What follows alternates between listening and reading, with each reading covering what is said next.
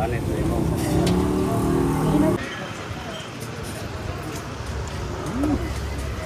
Kuha ka na, no? Hindi natin nga kalaan lamig ka na mo.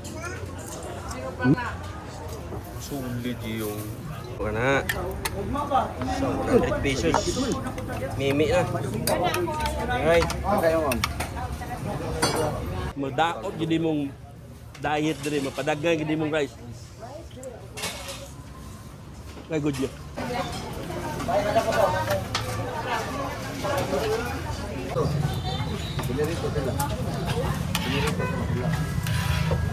Maayong adlaw mga kamidyan nato diri karon sa Ditoy's Eatery, usa ka legendary nga karinderya diri sa Sugbo sa Ramos Street.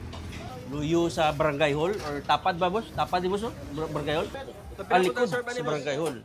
Kani usa ni sa kasikat na diri na ni ari diri sa ni Bite King na ni Kim JS or ubay-ubay lagi nga mga vlogger na kari diri.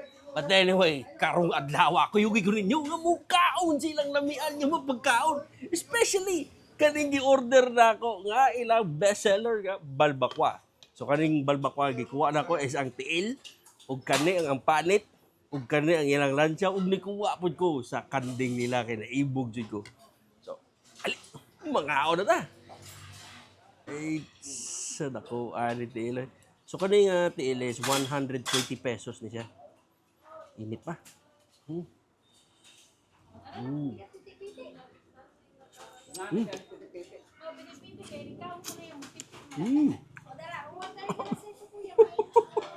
Dabi. Lahi rigid.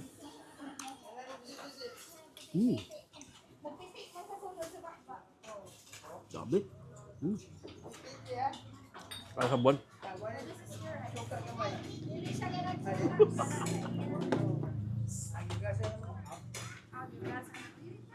Hindi natin nga kalaan lamig ka na mo.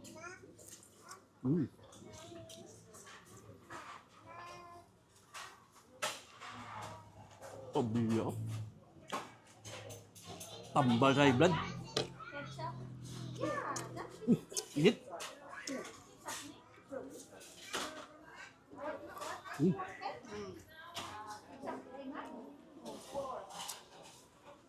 Really?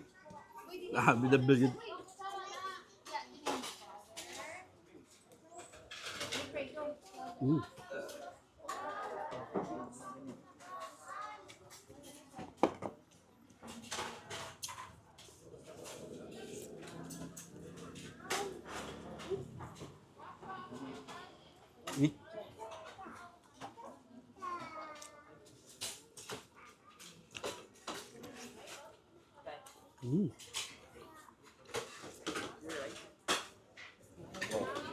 The best kayong balbakwa nga kini kay imagine ha, dili siya ingon nga overpower sa timpla like sa uban nga sobraan sa luya, sobraan sa mga condiments ug dili na nimo malasan na tiil sa baboy or ang panit sa balbakwa.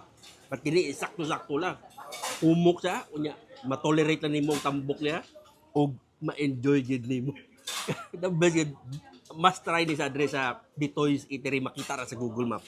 So kani karon is tilawan na sad nato ang panit. Bro, set kani kauban na ni sila. Oh, awa. Init pagid. Ara pabuglaw na nato kadit. Ngitay. Wow. Grabe. Grabe.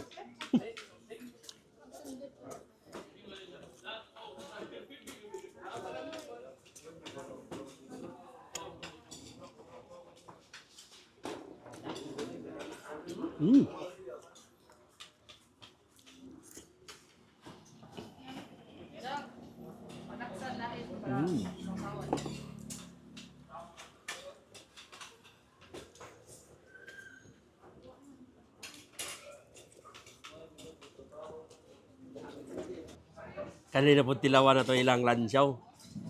Ana si sir nga sagol ni kuno ni. Naiunod, naitintin sa baka ug kabaw ug ang mga intestine nila kana klaro kayo makita na to. Ay, kini. Sige.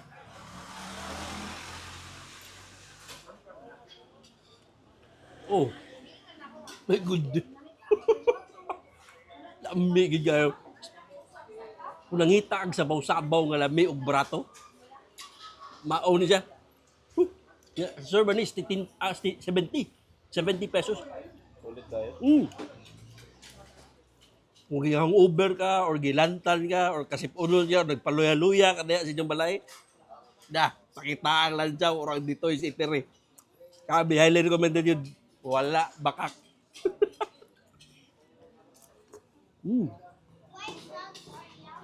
Biya. Kani. Kanding na sad. Sulit yung kanding.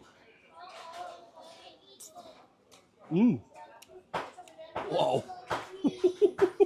Umuka. Ya, sa buruso. Malasahan din mo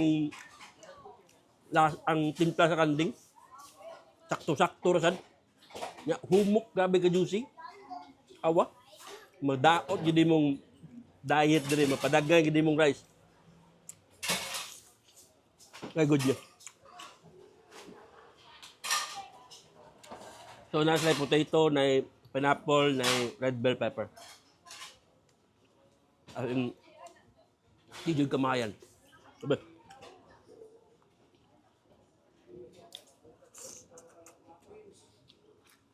Sumao to mga kabidya. Humana tagkaon dire sa Ditoy's Eatery. Legendary yun. First thing first, ang natinawan nako nga balbakwa, ang panit ug ang tiil. My goodness. Lami gyud siya. Dili sa overpower, sakto-sakto lang lasa, nya humok, nya saboroso ang iyang sabaw ug matolerate lang nimo ang tambok sa tiil ug ang panit. Ma-enjoy gid nimo ang pagkaon. Ug usa pa, madaot jud ang imong diet kay mapadagan imong rice. But anyway, ako is nag-control ako sa rice. 2 cups of rice ako.